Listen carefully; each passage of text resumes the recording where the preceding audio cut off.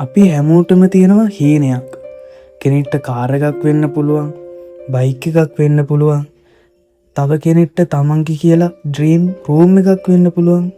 ඒත් මට තිබ්බ හීනය ටිකක් වෙනස්. මට ඕනේ මගේ කියලා ඩ්‍රීම් PC setup එකක් හදාගන්න එක. ඉතින් මේ තමයි මගේ ඩ්‍රීම් PC setup එක. මේ setup එක දවසකින් හදපු එකක් නෙමෙයි.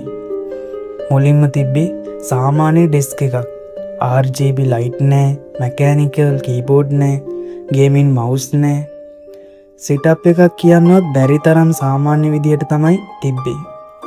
ඒත් හැමදාම YouTube බලද්දී අනිත් අයගේ setup videos බලද්දී දවසක මටත් මෙහෙම setup එකක් හදාගන්න ඕනි කියන අදහස හැමදාම මට තිබ්බා. ඒ හීනය වෙනුවෙන් මම වැඩ කරා.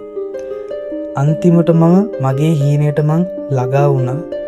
setup එකේ වැදගත්ම දේවල් වලින් එකක් තමයි ඩෙස්ක් එක. මොකද අපි වැඩි කාලයක් ගත කරන්නේ මෙතන.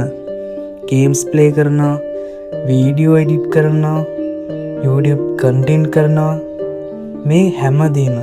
ඒ නිසා ඩෙස්ක් එක ක්ලීන් සහ මිනිමල් විදියට තියාගන්න මම ගොඩක් කැමතියි.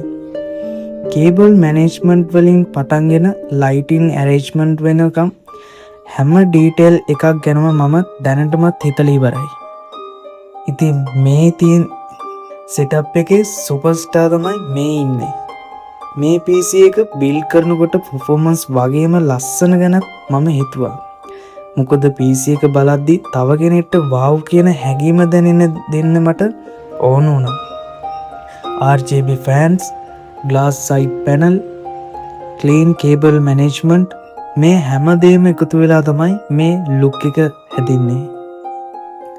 setup එකේ feel එක වැඩි කරන්න දෙයක් තියෙනවා නම් ඒ mechanical keyboard එක. මොකද keys වලින් එන sound එක, RGB effects, typing experience එක ඒක වෙනමම level එකක්. mouse එකත් ඒ වගේමයි. long editing වලදී වගේම gaming වලටත් superb. setup එක ලස්සන කරන්නේ hardware විතරක්ම නෙවෙයි. ඇත්තටම RGB light නැතුව මේ room එක සාමාන්‍ය room එකක් වගේ. ඒත් light on කරාම වෙනමම level එකක්. මේ හැමදේම එකතු වෙලා හරි ලස්සන කතාවක් ගොඩනගෙනවා. මේ setup එක computer එකක් විතරක් නෙවෙයි. මේක කොල්ලෙක්ගේ අහිංසක හීනයක්. එහෙමත් නැත්තම් මහන්සි වෙලා වැඩ කරලා ටික ටික ඉතුරු කරලා ගොඩනගාගත්ත එක්තරා රාජ්‍යයක්. මම අද මෙතන ඉන්නේ එක දවසකින් නෙවෙයි. දවසින් දවස මේ හීනෙට යන්න උත්සාහ කරපු ජයග්‍රාහකෙක් විදියටයි.